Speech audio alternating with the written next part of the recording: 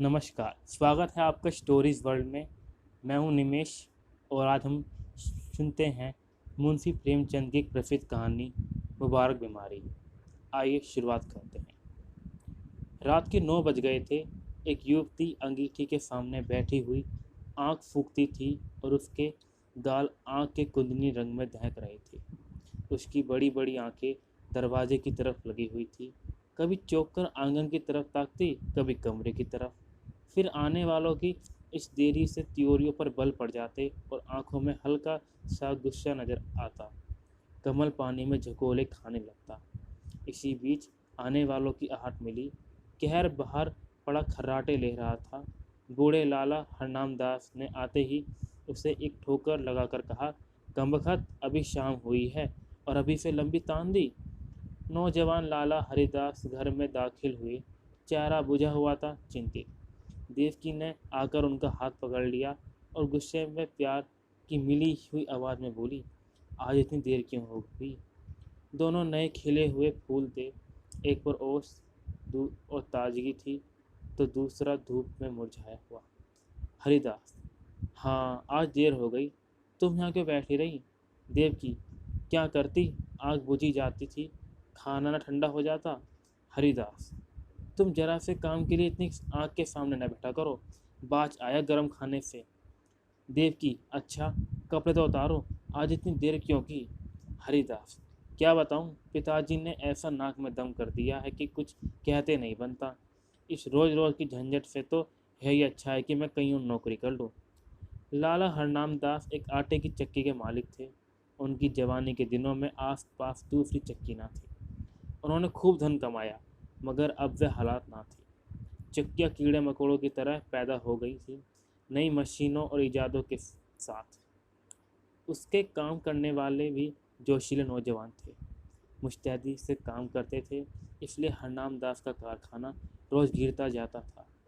बूढ़े आदमियों को नई चीज़ों से चिढ़ हो जाती है। वह लाला हरनाम दास को भी थी। वे अपनी पुरानी मशीन की चलाते थे, किसी किस्म की तरक्की या सुधार को पाप समझते थे, मगर अपनी इस मंदी पर कूड़ा करते थे। हरिदास ने उनकी मर्जी के खिलाफ कॉलेजिएट शिक्षा प्राप्त की थी और उसका इरादा था कि वह अपने पिता के कारखाने को नए उसूलों पर चलाकर आगे बढ़ाए।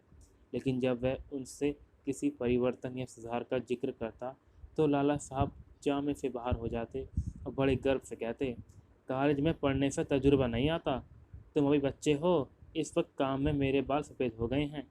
तुम मुझे सलाह मत दो, जिस तरह मैं कहता हूँ काम किए जाओ। कई बार ऐसे मौके आ चुके थे कि बहुत ही छोटे मसलों में अपने पिता की मर्जी के खिलाफ काम करने के जुर्म में हरिदास को सख्त फटकारें लग पड़ी थी। इसी वजह से अब वह इस काम में कुछ उदासीन हो गया था। किसी दूसरे कारखाने में किस्मत आजमाना चाहता था, जहाँ उससे अपने विचारों को अमली सूरत देने की ज़्यादा सहूलतें हासिल हो। देवकी ने सहानुभूतिपूर्वक कहा, तुम इस फिक्र में क्यों जान खपाते हो? जैसा वह कहे वैसा ही करो।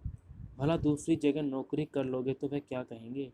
और चाहे वे गुस्से के मारे कुछ ना बोलें, लेकिन दुनिया तो तुम्हें ही बुरा कहेगी। देवकी नई शिक्षा के आभूषण से वंचित थी। उसने स्वार्थ का पाठ न पढ़ा था, मगर उसका पति अपने अल्मा मेटर का एक प्रतिष्ठित सदस्य था। उसे अपनी योग्यता पर पूरा भरोसा था, उस पर नाम कमाने का जोश। इसलिए वह बूढ़े पिता के पुराने ढर्रों को देखकर धीरज खो बैठता था। अपनी योग्यताओं के लाभप्रद उपयोग की कोशिश के लिए दुनिया उसे बुरा कहे तो उसकी परवाह न थी। झुंझलाकर बोला, कुछ मैं अमृत की घड़ियाँ पीकर तो नहीं आया हूँ कि सारी उम्र उनके मरने का इंतजार करूँ। मूर्खों के अनुचित टीका टिप्पणियों के डर में मैं क्या अपनी उम्र बर्बाद कर दूँ? मैं अपने कुछ हम उम्रों को जानता हूँ जो हरगिज मेरी सी योग्यता नहीं रखते, लेकिन वह मोटर पर हवा खाने निकलते हैं, बंगलों में रहते हैं और शान से ज़िंदगी बसर करते हैं। तो मैं क्यों हाथ पर हाथ रखे ज़िंदगी को अमर समझे बैठा रहा हूँ?